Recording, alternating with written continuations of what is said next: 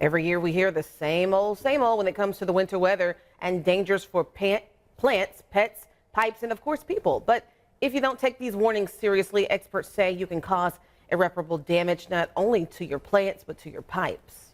As you can see, we're completely almost out of the faucet covers.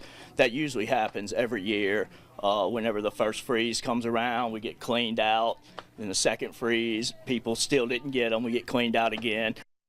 Now that is the store in Baton Rouge. However, if you are able to get a faucet cover, Bonafide says make sure the faucet is not dripping and cover it with a towel. Cover that with plastic and duct tape to seal from the cold air.